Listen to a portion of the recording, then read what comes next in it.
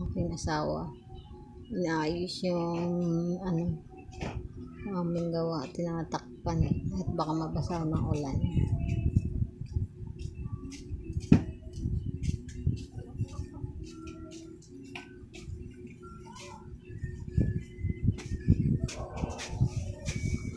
Yan, may mga screen na gawa. Ayan.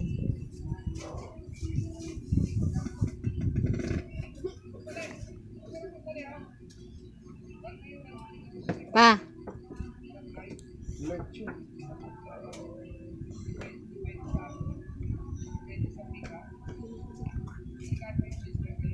Siya nag-aasikaso eh. Nababasa na ng ulan. Tinatakpan. Baka mabasa daw. Yan. Sipag yan sa lahat ng bagay.